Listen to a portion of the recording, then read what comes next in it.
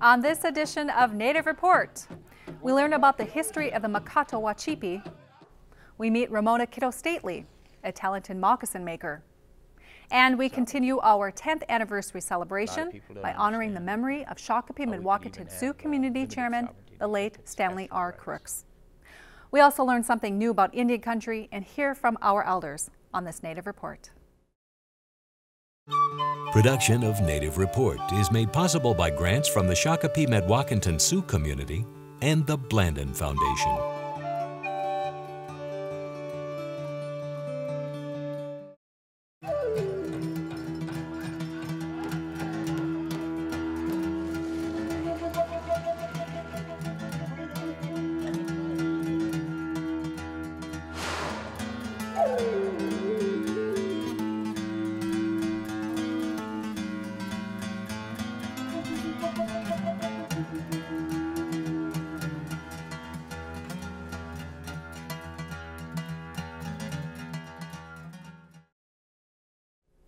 Welcome to Native Report. I'm Stacy Thunder.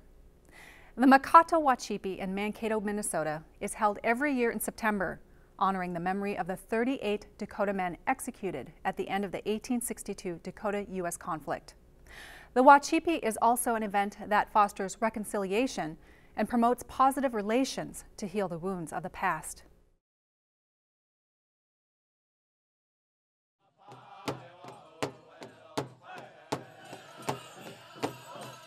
The sun was shining brightly as dancers made their way into the arena for grand entry at the Mahkato Wacipi. This is an annual celebration of the Mdewakanton way of life. At the same time, it is held to remember the painful history in and around Mankato. This is the Land of Memories Park, donated by a non-native who went under a lot of ridicule from other non-natives because he was donating land back to the Dakotas so we could have a gathering here. This used to be all farmland. And so this gathering is Mahkato, which means blue earth, Wacipi. And it's a gathering to honor the hanging of our relatives of the Dakota 38+2.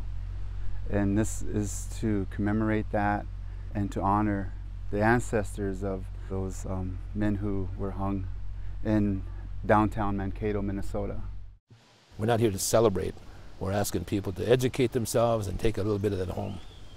You see, many that are into the novelty, the novelists of Dakota way of life, whether it's a teepee or a plastic tomahawk, but it's a way of a warrior, etc. The group of men that were involved here in Mankato, they wanted to change. They wanted to change the way that was seen. So there's a man by the name of Jim Buckley and Bud Lawrence. So the two of them walked from here to Prairie Island, and they came to see my father. And at that time they asked, if he could put a powwow on here. My father, being Amos Owen,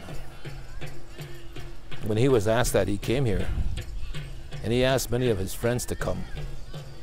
It was in memory of Dakota people, that were from here. The first day of the Wacipi is known as Mikado Education Day, where Mankato area 6th grade children, teachers, and parents learn about and experience southern Minnesota history and heritage. It is designed to foster positive relationships in the community. We were dancing up here at Kennedy High School, and at that time we had Education Day there, and the school district of Mankato, they brought and bussed school children in there. Education Day at that time consisted of a beginning of a circle. And why there's a circle? Why not square? Why not chairs set up? Why a circle? So at that time we explained circle to them in the way that Native people think. Everything goes around. You come in this grand entry, you go this way. The sun goes this way. It'll go up, it'll go down, it'll come back up and go down. It's continuous. Pretty soon you start to realize, oh, now I know why they get up so early in the morning. They start their prayers, they offer their offerings down, and they ask for a good day. Maybe it's for health or life, maybe it's for somebody else. And they start to realize that's why Natives think the way they do. We're a beautiful way of people, we have a beautiful life. Let's just share it. These are the needs that we have. it's educational for the young people that were here. The Mahkato Wacipi has grown to become one of the premier powwows in Minnesota. Many will attend because it is the final social gathering of the outdoor powwow season, but many come to remember and honor the memory of the 38. I come here to honor the 38. I come here to honor the memory, and Wokiksuya Makoche is the name of this park. It means we remember those. You know, this is the place of memories. And so part of our healing is to create relationships with the people here. Instead of being known as the largest mass execution in the entire United States, it's known as a place where people, white and native and non-native, come to learn the history, acknowledge the history, and have some healing. We have some trauma, we have some unresolved grief, and in acknowledging the history, acknowledging our contributions, acknowledging our relationship and our connection to this place is how we grow strong children. I enjoy being here because of its meaning and purpose, to not continue and perpetuate the hate or the hurt, but more of a healing that needs to be done. And so that, I believe, this is what this powwow does. Coming here with the father in my younger days, you know, we came here and we had to get out before it got dark. But he used to call him here, and he used to be up here and make his offerings, and always tell him that we never forgot you, you know, and it sometimes raises the hair on your back, you know, raise your hair on your arms, and you know they're around here, you know, they're around. The spirits are here, but you always remember them. So it's a good feeling when you get up there and sit on that circle to see what's happening, and to see more of our people coming to the middle. And that's some of the songs they say, you know, come to the middle. Our people depend upon you. Come to the middle. Being native is a beautiful understanding of life. You know, we just need to understand that Mahkato Wacipi is people come to dance in Mankato, but at the same time take something home.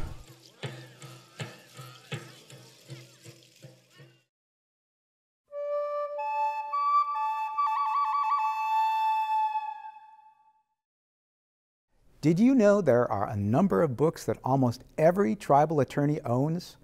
Stephen Pivar's The Rights of Indians and Tribes has become one of the best known and trusted books to answer basic questions on federal Indian law.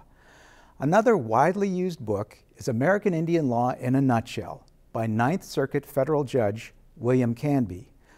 The nutshell books are usually used by law students cramming for exams, but this one is also used by lawyers as a quick reference. However, the true classic in the field is Felix Cohen's Handbook of Federal Indian Law. Armed with a PhD from Harvard and a law degree from Columbia, Cohen worked as a lawyer for the Interior Department from 1933 until 1947. Cohen's comprehensive book on federal Indian law and policy came out originally in 1942 and is now updated every few years. Cohen's book opens with these words: "Like the miner's canary, the Indian marks the shift from fresh air to poison gas in our political atmosphere, and our treatment of Indians, even more than our treatment of other minorities, reflects the rise and fall in our democratic faith."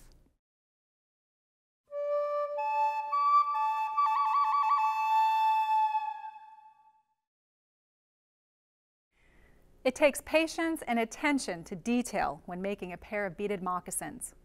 For Ramona Kitto Stately, each pair she makes has a story behind them, and the creative process is an opportunity to keep the traditions of her ancestors alive.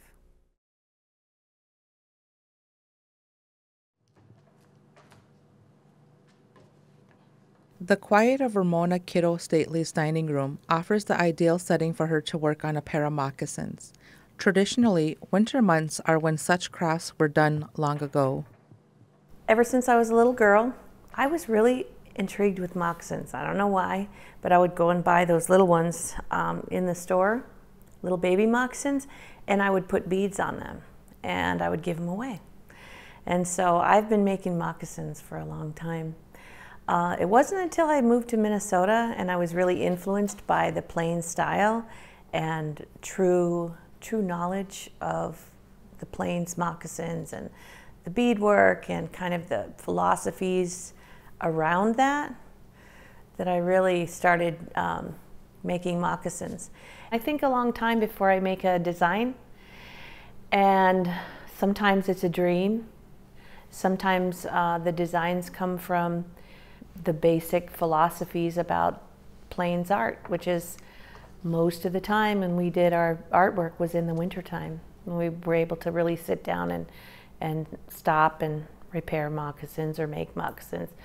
And so the background was white that represented that wintertime. One of the things that I learned early on was that I couldn't sell them because there was no amount of money that I could think of that would make me feel that amount of money was adequate for what I put in there, because it was a piece of my spirit, my piece of my soul, and a very thoughtful piece, and prayers in every single stitch. The first pair of moccasins Ramona made was for her nephew, and the process proved surprising in ways she never imagined. He was 13, and he decided to go back to Santee and dance for the very first time, grass dance in Santee. So we started putting an outfit together, and I knew that as his tuwee, his auntie, that it was my responsibility to make his moccasins. So I did some research, I talked to some people, I got some hand-tanned hide, and I put down a design, and I started beading. And when you make a pair of moccasins, you start on the outer edge. So you start on that, you know, there's a curve there. You actually start on the curve. It's really probably the hardest part of making a moccasin.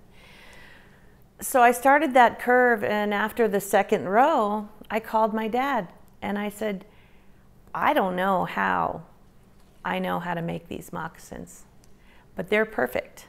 And it's the first pair I ever made. And I said, I feel like somebody actually just works through me, because I don't have any experience doing this. It just worked out that way. And what I found out in Santee that same time was that my great-great-grandmother, who was on the exiled from Minnesota, she was on the Dakota Women's March. She was put on a steamboat and ferried to Crow Creek. Her name was Pazahiaiwing. She ended her life at the end of her life, she did end up in Santee. And her obituary said she made the most beautiful moccasins. And she taught all of her daughters to make beautiful moccasins. And I read that obituary when I was in Santee, after I'd made that first pair. And I was so moved by the power of that ancestry and how that blood ancestry works through us. These are some of the examples of moccasins that I've made that belong to my family and that we still use pretty often. These I made for my father. And of course, the name that we got after the U.S. Dakota War, our relative went into the war as Muzza Aditi, and he came out. His name was Dennis Kitto. So that's my maiden name. That's my dad's name. So I put Kitto on the front here.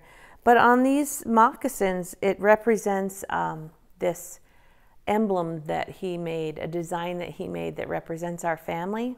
Red means that if the red's on top, that we come from the Muzza Aditi line.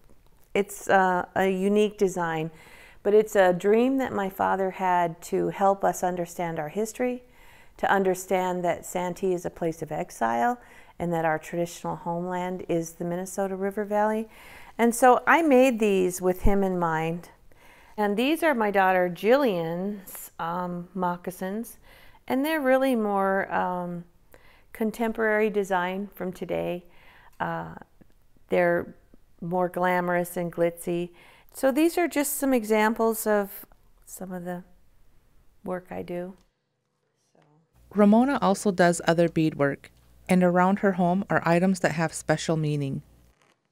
These are the cradle boards that I made when my children were born. And I made this one first. Both my husband and I made this one together. I made the moccasins, and we bought the board, and then it was just the board with the beadwork. And then we figured out how to do the rest, put the rest together. And the idea is that they take care of the baby, but also that later on, when the child is grown out of this, they hang on the wall and they look over that child and they protect that child in another way. And then when that child leaves this home, then that cradle board goes. So I think that's going to be a hard thing for me. And some of the items that are in my home, I feel like protect this home and make this a ceremony home. This is my talent. It's that one thing the Creator gave me. And so I feel really responsible.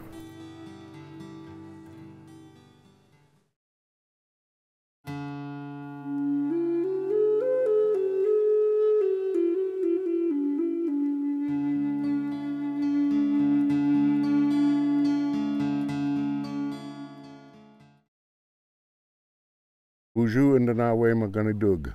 Hello, my relatives. Bangi etagon inita Ojibwe.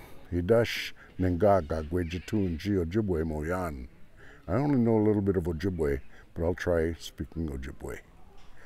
Jim Northrop Neen Indigenous Kaz Jaganashi Mung. My name in the English language is Jim Northrop. Chibanesi Indigo Ojibwe Mung. I'm called Chibanesi in Ojibwe. Makwanin Nindudem. My clan is Bear. Nagachiwanang Nin Indunjaba. I'm from the Fond du Lac Reservation. Gwabai Iganing Inda. I live in the village of Sawyer. Ingi Ojibian Nijwebak Iskoniganing Minua Anishinabeg Akig. I write how it is on the reservation and in Indian country.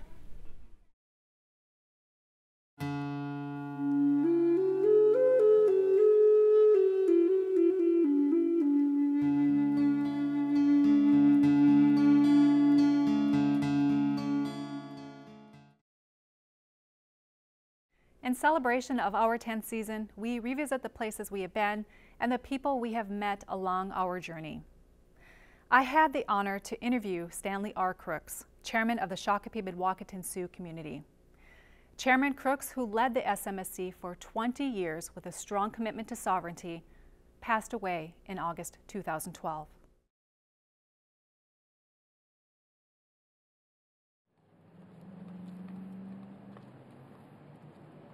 Today, Shakopee Mdewakanton Sioux Community Chairman Stanley R. Crooks is sharing his insight and wisdom on many topics. One in particular is on sovereignty. Means different things to different people who respond differently. But there's only one sovereignty, and it's the ability of a nation to determine its own destiny. Like to say self-determination, be able to speak their language, create their laws specifically for their people, and have a land base that you can control outside of the state or the federal government to the extent that we can. True sovereignty would be equal to the United States government. But as conquered people, we do have limited sovereignty. A lot of people don't understand how we could even have limited sovereignty. They think it's special rights. We don't have special rights. We have retained sovereignty in our treaties. And that's how we can continue to be sovereigns. A lot has been written about the success of the community. But what may be the lasting legacy of Chairman Crooks is the 10-year marketing agreement with Canterbury Park. 2 years ago, I wrote a letter to the governor and to the leaders, and I just mentioned in there that we might be willing to do some kind of race supplements to the races, and went through a couple sessions, and then curiously this year, I got word from Prairie Island that the governor and the speaker were anxious if I would speak with Canterbury and see if we could come to some kind of agreement or deal. And one of the things that came up was the supplementing the purses. I have to admit, supplementing the purses versus providing the kind of money over 10 years was not exactly what I had in mind. You know, I think Ed Stevenson did a good job of explaining to myself that, you know, this is the way it would work best to ensure that Racino comes off the table. And it does amount to about $80 million, but it's over 10 years. Some people say, what do you get out of it? Well, great cross-marketing opportunity. And that's up to both of us to make that work. But there lies the opportunity to enhance both our bottom lines, I guess, by providing them providing better races, and us getting more people in. Why now? Yeah, why now? I think it's just the opportunity came up. Why didn't we do this before? Because a lot of people say, oh, you could have done this deal a long time ago. Yeah, probably could have. But that isn't what was going on. We had this adversity issue of us and them, which I found really wasn't the Sampsons, but it's all the supporters and those that really want a Racino that were pushing that. So I thought, well, here's an opportunity to really put that to rest, and we should do it. We certainly could get more, but it's up to us in our marketing and what we do. So that's a challenge. You know, we can take what we get, or we can really go out and get creative and do some good creative marketing, and we will enhance our revenues. So I look at it as that opportunity. So it gives us benefit doing the cross-marketing, obviously. It puts to rest the Racino. They won't be pursuing it. It kind of takes that off the table, and that helps all of us, including the other 10 tribes in Minnesota. The agreement comes at a time when the U.S.-Dakota War of 1862, a conflict that ended with the hanging of 38 Dakota men, is being commemorated by many organizations in the state, one being the Minnesota Historical Society. Now, I've heard, I'm sorry I haven't had a chance to go down there and see it. Now, I am going to try to get down there before it closes, but I've heard some comments on it, and it's pretty much what you see written or talked about. History is pretty much one-sided, even though they try to say it's balanced. It's all about the atrocities of the war. Now, I'm glad to see they speak a little bit about the corruption and taking land and the not fulfilling the treaties as part of the cause, but they can't get past the massacre, the atrocities against women and children. But they both did it. The soldiers did it. The citizen soldiers did it just as badly. The military did it when they pursued us for 2 years, trying to exterminate us, actually. So if that's all part of it, then that's good and well, because we need to learn from history as we go forward. If you don't remember your history or know your history, you're bound to repeat the mistakes of the past. So with understanding and knowledge and remembrance, then healing should come with that. Where do you go from here? Well, continue to improve the lives not only of our community, but as we've been able to reach out and help the other tribes. It's a great feeling of accomplishment, and certainly want to continue that. We're one with the earth, and we need to maintain that going forward. And our children need to be taught and understand that. So we'll always be Indian people.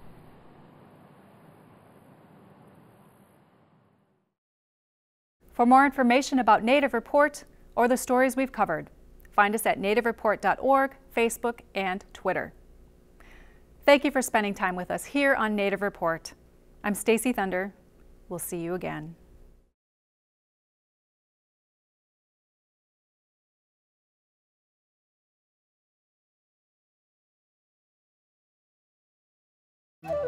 Stacy Thunder is Ojibwe from the Red Lake and Lakota Ray Nations and is the Legislative Counsel for the Mille Lacs Band of Ojibwe.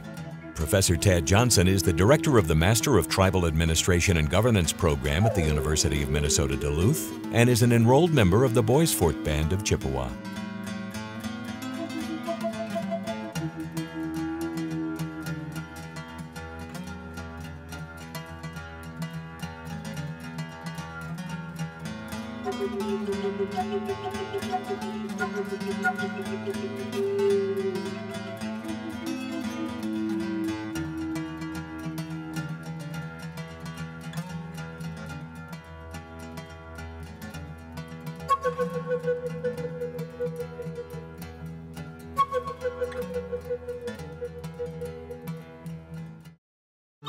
Production of Native Report is made possible by grants from the Shakopee Mdewakanton Sioux community and the Blandin Foundation. Closed captioning is provided by the Grand Portage Band of Lake Superior, Chippewa.